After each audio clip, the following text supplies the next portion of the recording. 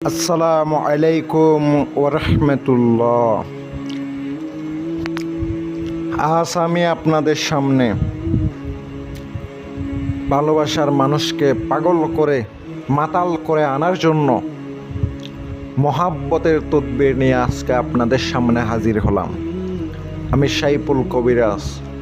এই তান্ত্রিক মহাগুরু চ্যানেলের মধ্যে এমন একটি বিদ্যা দেব যেটা কাজ করবেন আল্লাহর রহমতে সঙ্গে সঙ্গে ফলাফল পাবেন, সঙ্গে সঙ্গে ফলাফল পাবেন আজকের এই বিদ্যা। ভিডিওটা সম্পূর্ণ ধৈর্য সহকারে দেখবেন। ভালো লাগলে লাইক কমেন্ট শেয়ার করবেন। পাশে থাকা বেল আইকনটি অল ক্লিক করবেন যেন নতুন নতুন ভিডিও সবার আগে দেখতে পান। আজকের মূল বিষয় হলো কিভাবে আপনি পরী হাজির করবেন, আপনি পরীর সাথে বন্ধুত্ব করবেন। আজকের এই ভিডিওতে বিস্তারিত তুলে ধরব। যদি সম্পূর্ণ ভিডিওটা দেখে যদি কাজ করতে পারেন, আল্লাহর রহমতে আমি গ্যারান্টি দিয়ে বলতে পারি ইনশাল্লাহ কাজ হবে। নিজের কাজ নিজে করেন, নিজের সমস্যা নিজে সমাধান করেন। যদি নিজে না পারেন ভাই কবিরাজরে দিবেন। কবিরাজ তো ভাই খরচ লাগবই। অনেক কবিরাজরে টাকা দিয়েছেন, কোনো কাজ করে দেয় নাই। একটাবার আপনি কাজ করে দেখেন, ইনশাল্লাহ কাজ হবে। আমি আপনাদেরকে নিয়ম কারণ সম্পূর্ণ তুলে ধরব। যদি আমার কথাগুলো ভালো লাগে তাহলে আপনি কাজ করবেন, আর যদি আমার কথাগুলো ভালো না লাগে তাহলে কাজ করার দরকার নেই।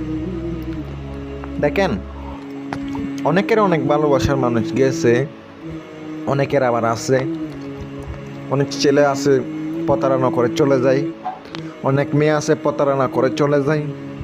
কি করার তো কিছু নাই। আপনি এই মুহূর্তে তখন আপনার মাথা কাজ করে না, অত্যন্ত মন দিয়ে ভালোবাসা ফেলাইছেন, তখন আপনি ওই ক্ষেত্রে তারে পাওয়ার জন্য, ভালো উদ্দেশ্যের জন্য আমার এই তদবির ব্যবহার করবেন, হালালভাবে আপনি ব্যবহার করবেন। ইনশাল্লাহ কাজ হবে।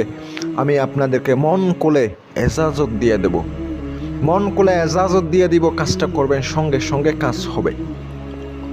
নকশাটি আপনাকে একটা পেঁচার পালক সংগ্রহ করতে হবে। একটা পেঁচার পালক সংগ্রহ করতে হবে, যে কোনো ধরনের খালি হইতে পারে, অথবা পেঁচার রক্ত হইতে পারে। একটা পেঁচা ধরে নিয়ে আসবেন, ওই পেঁচার রক্ত দ্বারা আপনাকে এই নকশাটি পেঁচার পালক দিয়ে লিখতে হবে। আপনার লিখা শেষ, নকশাটি আপনি বুঝপত্রে 3টা নকশা লিখিবেন, মাত্র 3টা নকশা লিখিত হবে। এটার 2টা বিধি আছে, আমি 2টাই বলে দেব, যে কোনো একটা প্রয়োগ করলে হবে। ঠিক সেম আপনি রক্তগুলা কালির সাথে মিশাইয়া আপনি এই নকশা ওই পালক দ্বারা আপনাকে নকশা লিখিত হবে 3টি। প্রথম একটা নিয়ম বলে দিই, নকশার নিচে মেয়ের নাম, মেয়ের মায়ের নাম, ছেলের নাম, ছেলের মায়ের নাম লিখিত হবে। আমি অনেক ভিডিওতে বলি ছেলের বাবার নাম লাগবে, যেই ভিডিওতে যেই রকম বলবো ওই রকমই লিখতে হবে। অনেকে আছে নিজে নিজে পাকনামি করে, নিজে নিজে পাকনামি করবেন, কাজ হইব না, আমাকে বলবেন না ভাই কাজ হয় নাই। আমি আপনাদেরকে যেভাবে বলবো ওইভাবে করবেন, কাজ হবে। একটি নকশা আপনি, এটা অবশ্যই লেখার সময় সুন্দর করে আগরবাতি জ্বালিয়ে নেবেন, মোম জ্বালিয়ে নেবেন, গুলমরিচ জ্বালিয়ে নেবেন, পোহর দিবেন। আপনি ওর উপর দৌড়ে থাকবেন নকশা 5 মিনিট পর্যন্ত।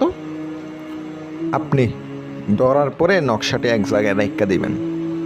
এবার আপনার কাজ হচ্ছে কি, এই নকশা 3টা আপনি মোড়াইয়া নেবেন, একটা মাদুলিতে বইরা নেবেন, 3টা মাদুলিতে বইরা নেবেন। যদি আপনার কাঙ্ক্ষিত ব্যক্তি আপনার আশেপাশে কাছে হয়ে থাকলে আপনি কি করবেন, তাহার চলাচল রাস্তায় যেখানে পা দেয় ওখানে আপনি পুঁতে দিবেন, পিছনে না তাকিয়ে চলে আসবেন।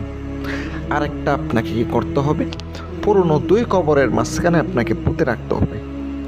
আরেকটা নকশা আপনাকে কি করতে হবে, আরেকটি নকশা আপনি যদি পারেন, আপনার আশেপাশে যদি কোনো হিন্দু মারা যায় ওই শনিবার অথবা মঙ্গলবারে, ওই তার ব্যক্তির ওই হিন্দুর সীতার মধ্যে পুঁতে দিতে হবে, কিন্তু সাবধান, শরীর বন্ধ করে কাজ করতে হবে।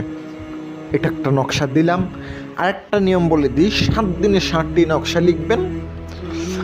অবশ্যই সাদা কাপড়ের মধ্যে লিখতে হবে। যদি কাঙ্ক্ষিত ব্যক্তির ব্যবহারের কাপড় পান তাহলে ভালো হবে। 7 দিনে 7টি নকশা চামেলি তেল দ্বারা জ্বালাইবেন, আমি গ্যারান্টি দিলাম সে আসতে বাধ্য হবে, মাতাল হয়ে আসবে আপনার কাছে। যদি আমার কথার মধ্যে ভুল ত্রুটি হয়ে থাকে ক্ষমা দৃষ্টিতে দেখবেন। আমার সাথে যদি আমার কথা ভালো লাগে, আমার সাথে আমার কথার যদি কাজে মিল থাকে, আমাকে কাজ দিতে পারেন, ইনশাল্লাহ আমি আপনাদেরকে হেল্প করব, কাজ করে দেব। অবশ্যই আপনাদের খরচ দিতে হবে। ভালো থাকবেন। আসসালামু আলাইকুম ওয়া রাহমাতুল্লাহ।